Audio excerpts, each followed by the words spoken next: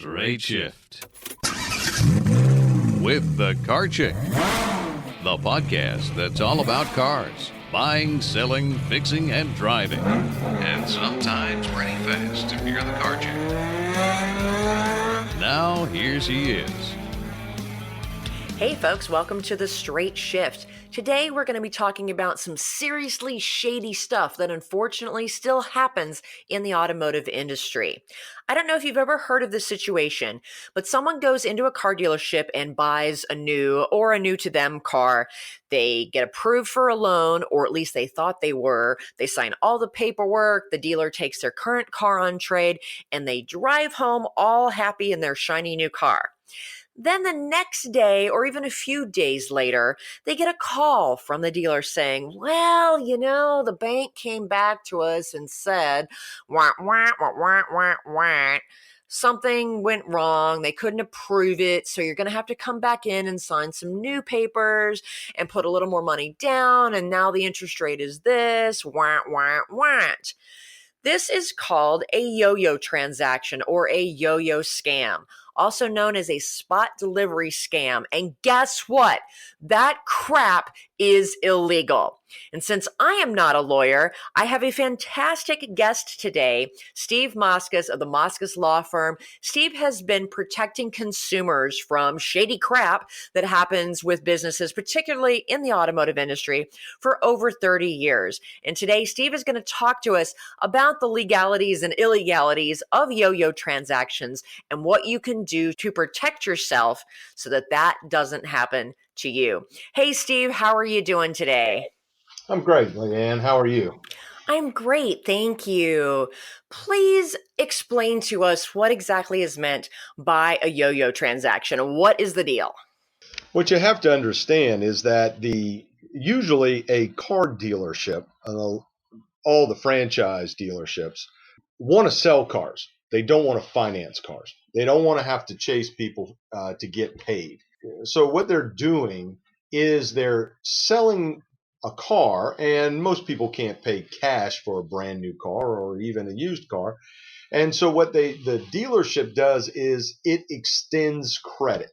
It's not giving you a loan, it's extending credit. It's kind of like layaway, only you get the item before you finish paying for it. Then they turn around and they take the paper, the retail installment sales contract, the financing paperwork, whatever you want to call it, and they take it to a lending institution. It doesn't necessarily have to be a bank. It could be a credit union. It could be somebody like GMAC. Right, that's the captive finance company owned by the manufacturer. But generally, as consumers, we just think of them all as banks. Fair enough. So the dealership goes to the bank and says, hey, we have this wonderful customer. They're good people. They've come up with this deal, and will you buy this paper from us? And of course, the bank looks at the person's credit and the deal, and then makes a decision as to whether to buy the paper. When they do, then you start making your payments to the bank. You get the car, the dealership gets the money, and the bank gets your payments over time. And the title to your car. And the title to your car until you've paid it off. And Right. but here's the rub. Maybe you come in late in the evening. Maybe you come in on a weekend. Maybe there's something that the bank it needs before it can make a final decision. The dealership's sitting there knowing that you're making a big purchase, and it does not want you walking out the door and saying, hey, you know what? In essence, cooling off, and you coming back and saying, I thought about this and I really don't like the deal. I can't afford it. The insurance is going to be too much. I can't afford the taxes, whatever it happens to be. Right, they want to close the sale right then and there because they know that you may never come back. That's right.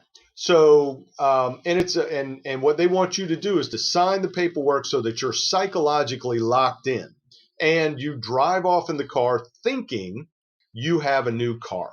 They want you to believe you have a new car. And they may say, hey, congratulations, enjoy your new car, or something like that. They may even tell you you've been financed. And then what they're doing in the back room is dealing with the bank, trying to get the bank to pay them.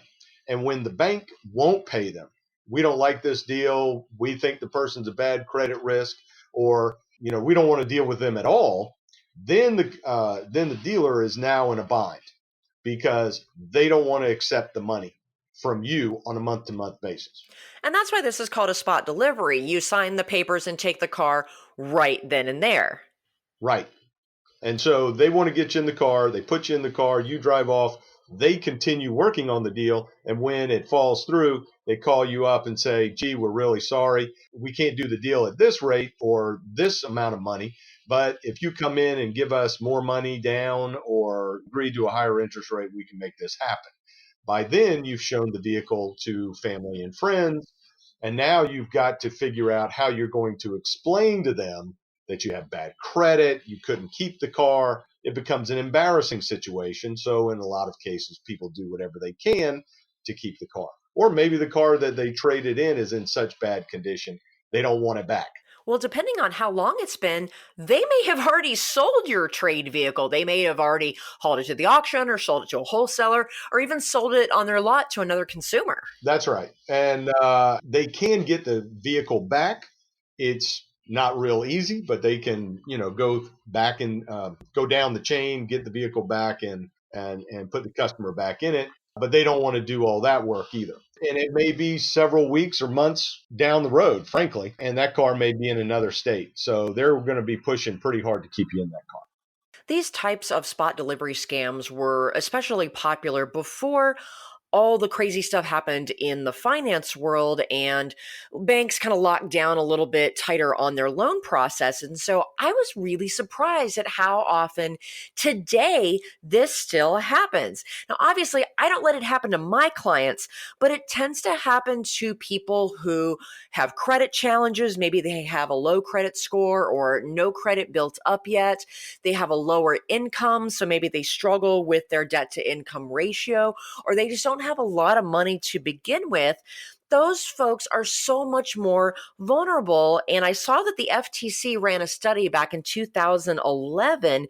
They interviewed 2,100 consumers that had auto finance related problems, and they found that over 27% had been victims of a yo-yo scam.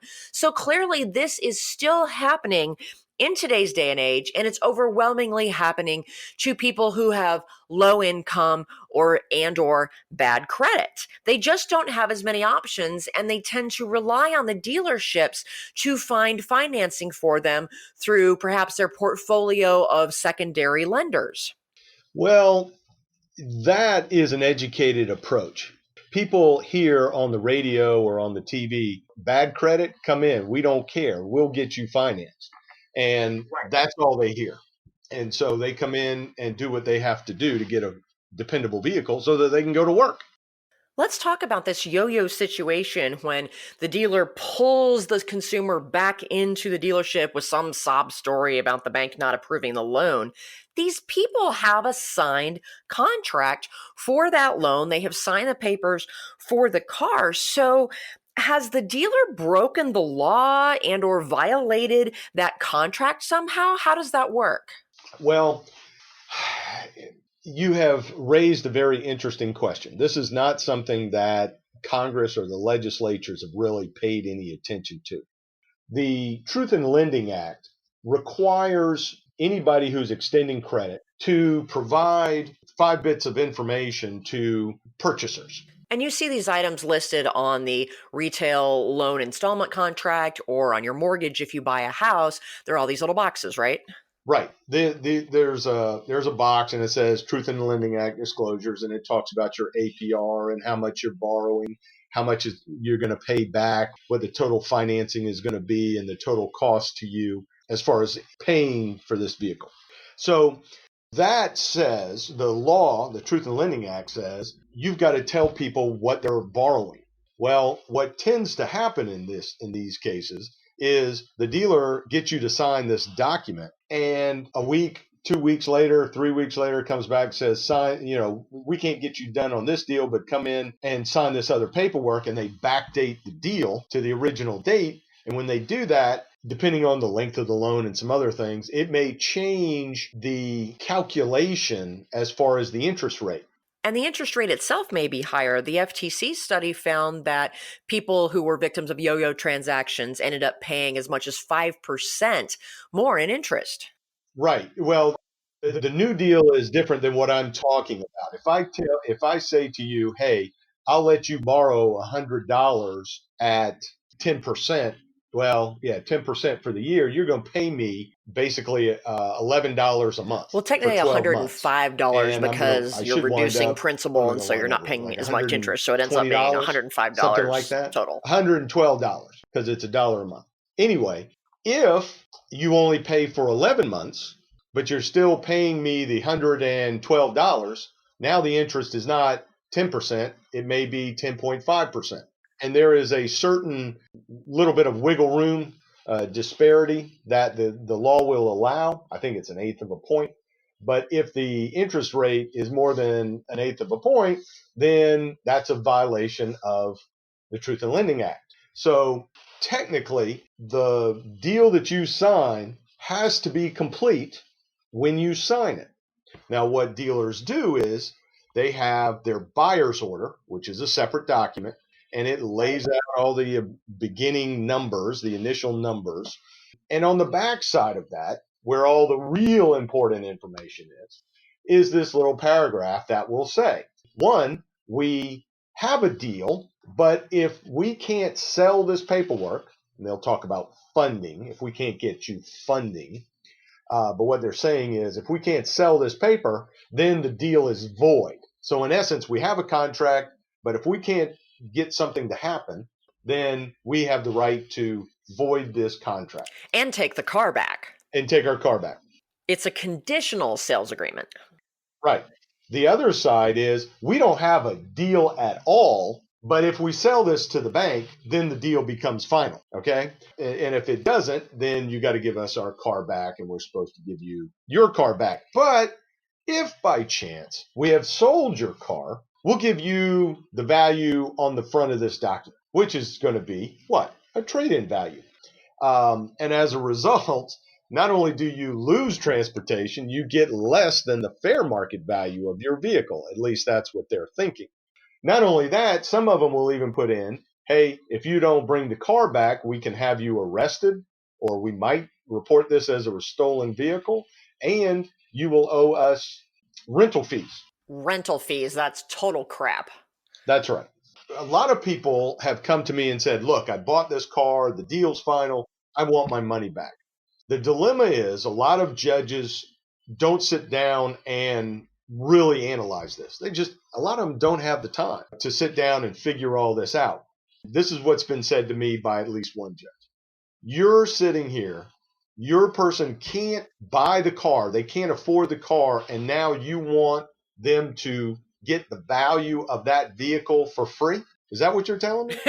That just doesn't sound right. That doesn't sound right. And I agree with them. And I say, no, it doesn't, Judge. But here's the deal. That's my client's car they stole. A lot of judges, they just doesn't feel right. And I get that. It does feel different than traditional grand theft auto. Now, have you seen a lot of these types of cases recently? I haven't seen a lot of yo-yo cases recently. I don't know if dealers have just gotten more savvy and are able to get people back in without them coming to see me, or they just aren't occurring as often. I hope it's that not as many of these transactions are happening.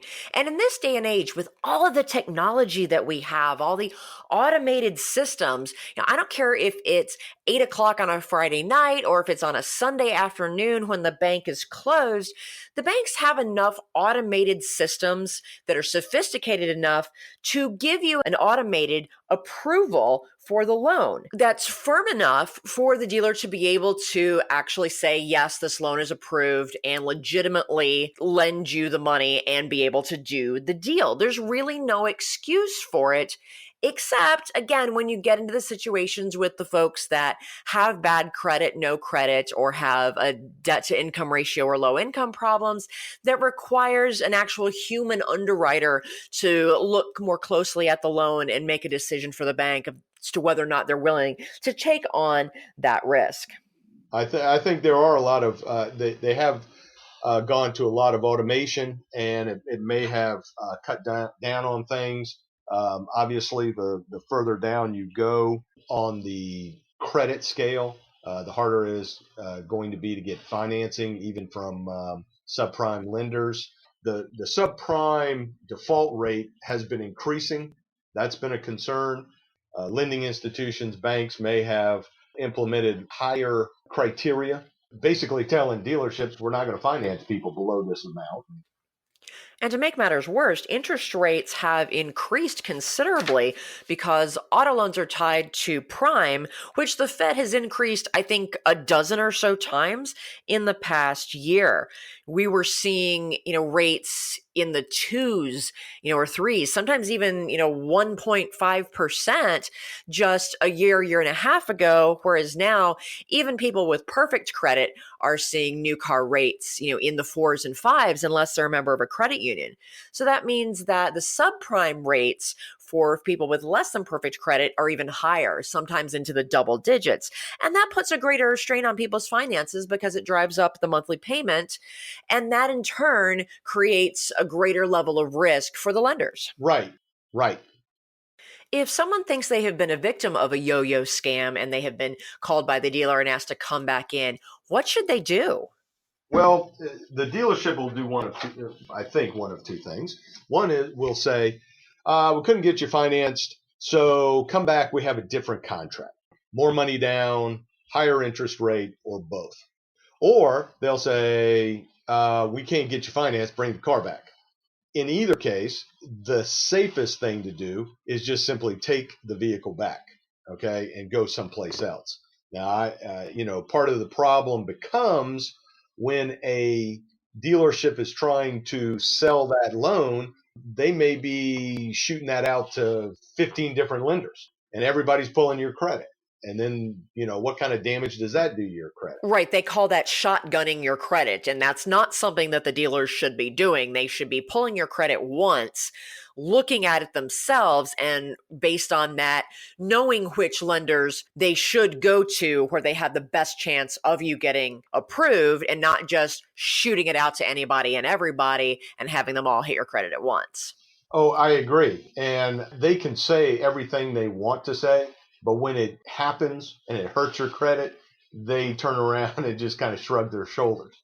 If you are car shopping and you're asking the dealer to find financing for you, before you allow them to pull your credit, be sure to ask them if they are going to pull your credit once and send it to the banks, or if each bank is going to pull your credit multiple times. Theoretically, if you have multiple lenders pulling your credit for the same type of loan within a 2-week period, that's technically not supposed to hurt your credit because the credit bureaus know that you're shopping around. But I don't trust that. So be sure to ask.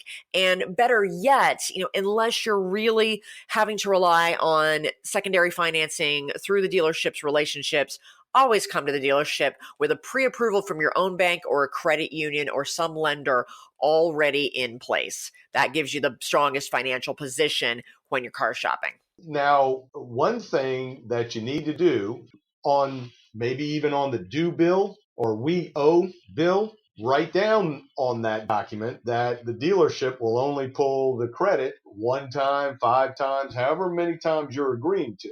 You need to put this stuff in writing. Anything that you agree to with the salesman needs to be in writing. Otherwise, they're going to say it doesn't exist.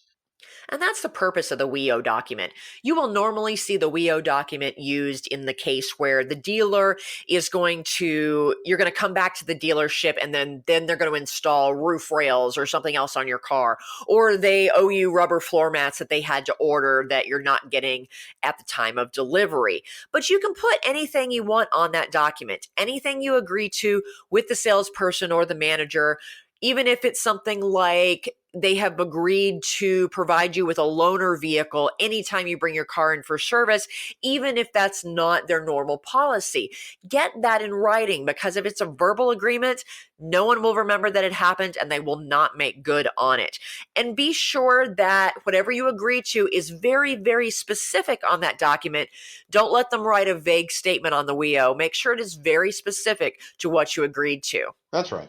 If you're looking at it from a legal standpoint, if you're trying to keep the new vehicle that you've just purchased, that's not a strong lawsuit.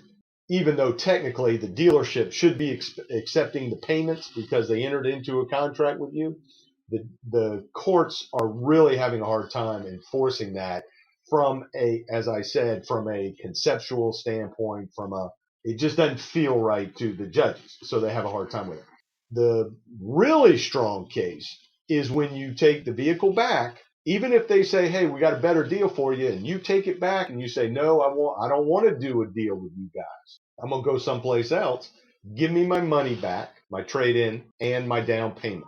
And they go, oh, no, we can't do that, or we're not going to do that. That becomes a great case, because now the reverse is happening. They're keeping something that they don't have a right to. When I bring a lawsuit, I'm basically alleging the civil form of stealing. Right. They essentially stole your down payment. They stole your money, or they stole your trade. Well, technically, it is the unauthorized possession and control of somebody's property to the exclusion of the owner's rights. That sounds like stealing to me. Absolutely. You've been protecting consumers from fraud for so many years now. How many of these yo-yo type cases have you dealt with, and kind of in general, what's been the result? Well, I remember I had one young lady come in, and she had tried to buy a car, and the dealership didn't go through with the deal, took the car, and we wound up having to try that case. And the jury awarded her basically a small amount of money. From that, we learned a lot about how this kind of transaction worked. And so the next case that came up, gentleman came in to me. He had gone to a dealership, and he had a Ford Wrangler. A Jeep Wrangler. A Jeep Wrangler. Sorry about that. And so he was trying just to get a lower payment. Didn't need to trade the vehicle in, didn't particularly want to trade it in, liked the vehicle, but just wanted to try to get a lower payment. And so he was dealing with a salesman that he knew, and the salesman said, here, sign this paperwork. And he looks at it, and, the payment's going from $480 down to $464 or something like that. And the salesman basically says, don't worry about it, sign it, and we'll keep working on it to try to lower the payment. Yeah, that wasn't even worth his time to go into the dealership to reduce a monthly payment by that little. My guy signs the paperwork, drives off in a Geo. A Geo. Oh my gosh. So not only did he get a bad loan deal, but he literally drove off the lot in one of the only vehicles that is worse and less reliable than a Wrangler. Right. So he drives off, and they call him up and they say, your credit's not all that great. And they said, we can't get you financed. Why don't you have your girlfriend come in and co-sign on the deal? And he says, no, we've broken up. I don't want to do that. Yeah, never have someone that you are not legally married to or blood related to co-sign on your loan, like ever. Bad idea. So he goes on, and they're trying to get him back in to sign other paperwork. And he says, no, I'm not going to sign any more paperwork. And the next thing he knows, it's about 3 months down the road, and the bank is calling saying, hey, you're late on your payment. And the guy's like, what are you talking about? What are you talking about? I don't have a loan with you guys. Now, keep in mind, he's been getting the adverse action letters saying he's been turned down for credit. So the bank decides to repossess this vehicle, comes out, takes it. So now my guy's walking. It's about 3 months later. I told him to go ahead and ask the bank. He's talking to the bank, and the bank says, well, we have a signed contract. The two of you, signed by everybody. And then we're like, what do you mean everybody? and send us a copy. And when they did, it was real interesting to see the girlfriend's signature on this paperwork. And my client calls up the ex-girlfriend and says, "Did you sign this?" And she goes, "Absolutely not." So basically now we're dealing with a forged retail installment sales contract to get this guy in a car that he doesn't want. Oh, wow. So this is more than just violating the Truth in Lending Act or violating the contract. This crosses the line into actual fraud. So my guy's walking for about 6 months until he can afford to buy his boss's $1,000 van. We're getting ready for trial, and the dealership says, "Well, we'll give you $2,500 to go away. Leave us alone. This isn't that big a deal." And my client, of course, says, "No, we're not going to do that, and we'll try the case." Well, the jury didn't like it, especially the forgery stuff. And the jury came back and awarded my client what amounted to about $75,000. And then the court tacked on attorney's fees on top of that. But that is the better case when they take your vehicle versus you trying to keep the vehicle and fighting over the new vehicle. If you're trying to get your money back, trade in cash, that's a much better case. And I will bring this up because this was real important in this case. One of the things was the dealership was saying, "You don't have any damages." I was like, "What are you talking about?" He was walking for how long? That sounds like damages to me. Well, the argument was, we did your client a favor. He owed $13,500 on this vehicle that was only worth $13,000. So we've paid that off. We've given your guy a benefit. Ooh, whopping $500. Right. Well, the court turned around and said, "No, we don't value cars based on how much equity you have in the car. We value cars based on what they're worth." And that's the damage. He lost a $13,000 asset, and that's what you have to pay. And then there were punitive damages on top of that. Well, good. And hopefully that case, the publicity around it within the automotive industry, hopefully that will discourage other dealerships from pulling that crap on someone. Unfortunately, as a consumer, it is still your responsibility to watch out for your own butt. And the best way to do that is to always know your credit. Never make a major purchase of any kind, but especially an automobile, without knowing your credit situation. And you can go to annualcreditreport.com. That is the government website that they set up that allows people to pull their own credit and be able to see their credit across all three credit bureaus. It's a soft pull, so it doesn't hurt your score. And you have to pay a little bit of money. I think you have to pay like $10, $12 or whatever to get the actual scores, but you can see everything that's on your credit. And that way you know what your situation is. And you can shop your loan around before you go to the dealership so that you're not relying on them to find a loan for you.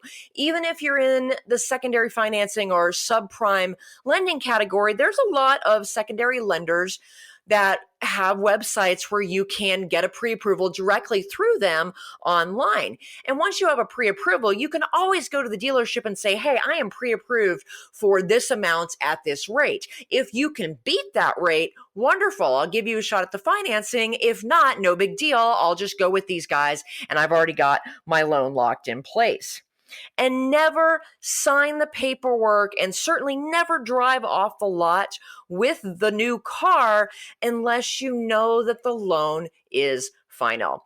Now, Steve, what kind of paperwork do you need to know and have confidence that that loan truly is finalized and will be funded? Because clearly signing the truth in lending sheet in the installment loan contract doesn't mean squat. Well, one of the things is have somebody write it down. You're going to be sitting across the table from the finance manager, and he should be able to tell you right then, am I financed?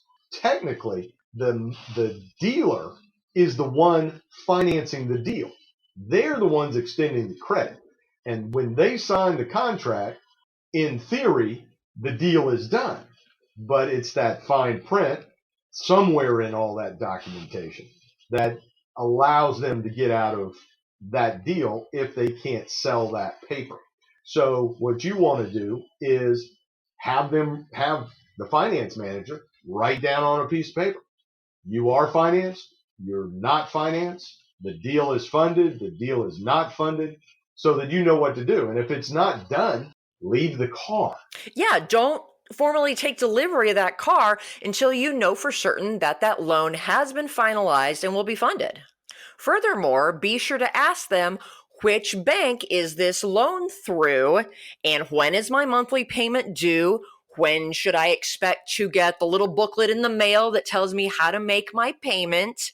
Get all of that information up front so that you're not at risk of, if the bank takes too long to get that documentation to you, you at least know which bank to call to ask, hey, where's my stuff? When is my payment due? I need to make this payment, because you don't want your first payment on this new car to be late. Right.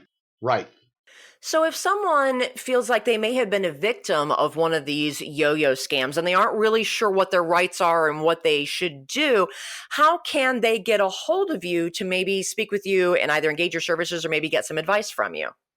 Well, I'm only licensed in South Carolina. I can get what amounts to a temporary license in another state to handle a particular case. But generally, my cases are in South Carolina. I'm in Charleston. I handle cases all across the state. My telephone number is 843-763-5297. And what's your website, Steve? That is www.moskoslawfirm.com. That's MOSKOS lawfirm.com. If you're located in a state where Steve doesn't practice and you feel you've been a victim of a yo-yo scam or any other type of consumer fraud, you can reach out to your state's attorney general's office and also reach out to a consumer fraud attorney that is licensed in your state. You can find them on the web. Well, Steve, thank you so much for sharing your knowledge and experience with us. Folks, I hope you never find yourself on the end of one of these yo-yo transactions, and that's such a great term to describe how this works with them pulling you back into the dealership. If you do find yourself in one of these situations, again, contact your state attorney general's office. Contact Steve if you're in the Carolinas or another consumer fraud attorney in your state. And if you ever have just any car buying questions in general, feel free to reach out to me at thecarchick.com. I'm always happy to help. Until next time, folks, drive safely. We're out of here.